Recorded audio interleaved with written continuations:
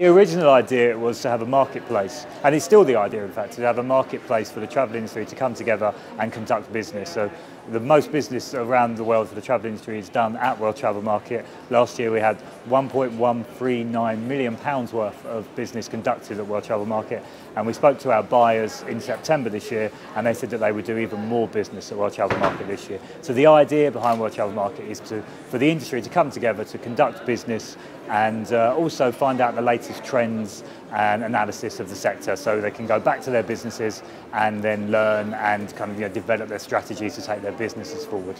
Highlights of this year as well, we've had a new sports pavilion. Sports tourism is a major new trend within the industry, so we've got a new sports pavilion and a sports conference that's taken place this year. We've also had the Ministers' Summit today, where you've seen the largest collection of ministers get together to discuss the industry and discuss what direction they're going to take it forward. We've also had a new industry report that we launched earlier this year, which is an analysis of the industry as well as consumers. So we've really kind of got a real cross-section of what the world's travel industry is thinking. And then on Thursday, we have the Business Day, where we have Lord Digby-Jones, who's one of the leading business speakers in the world, coming to advise the small and medium-sized companies of the travel industry, of which there are so many, how they can prosper in this kind of post-recession downturn time. Together, all told, there will be more than 150 ministers and aides from around 60 countries all coming together, some of the major tourism industries. A couple of new examples of ministers that have come this year include China, which is one of the growing powers as far as tourism is concerned, and Iraq, which World Travel Market is predicting to be a tourism hotspot over the next 10 or 20 years or so. As far as the show itself, there's more than 5,000 exhibitors taking place, and all told throughout the 4 days we will have around 50,000 participants. I think you've seen throughout the 2 days so far at World Travel Market there is cautious optimism as far as the travel industry is concerned. I mentioned earlier about the amount of business that was done last year and the amount of business that's predicted will be done this year. And I think that shows that the industry believes that it's got quite a strong future and should bounce back well from the downturn. There'll obviously be some issues. We've talked a lot in the Ministers' Summit today about APD and air passenger duty in the UK and wider tax concerns. But on the whole, people want to travel. There's a real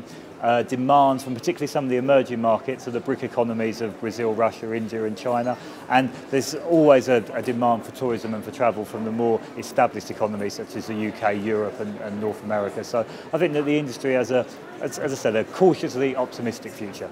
It's a fascinating market. The Chinese government is now starting to sign approved destination status agreements with numerous governments around the world. So that's something that we'll have to watch very closely. I think one of the most recent ones was Canada. So I'm sure you'll see lots of inflow traffic, both inbound and outbound traffic between them two countries. And China is also a very important market as far as the UK is concerned. You only have to go into London and you can see busloads of Chinese tourists always in London. So I think it will become a very important market. In our report that we launched earlier this year, we talked a lot about China and the Chinese market and why it will become so important. Again, as I mentioned, there's this real hunger amongst the Chinese people to travel and to experience other cultures and other creeds. So I think we'll see lots of the established tourism companies, particularly those in Europe and the UK, those that have really been successful in Europe and the UK, moving over to the BRIC economies and particularly China to try and get a foothold in that market.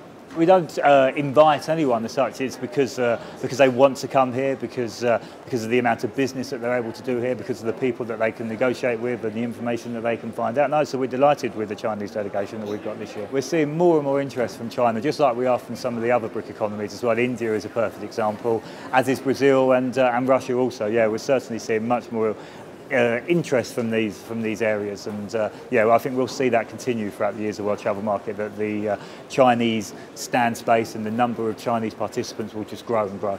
On the Wednesday, we have World Responsible Tourism Day, where we look very much at sustainability from the travel industry, which is obviously a very important aspect. And actually, I've just come out of the Ministers' Summit, and that's been touched on a lot in the Ministers' Summit, which again is another key theme of ours. And on the Thursday, as I already discussed, Business Day, which obviously is very important as far as helping the small and medium-sized travel companies prosper in these post-downturn times, which again will be quite an important issue as far as China's concerned, because I know there's lots of kind of small and medium-sized travel companies within China. theme-wise, the theme of the show is very much about business. It's very much about conducting business and allowing the industry to prosper and conduct and conclude deals. So everything that we've done throughout the year working on the show is about to create the correct environment and the best environment for travel companies to meet and sign contracts.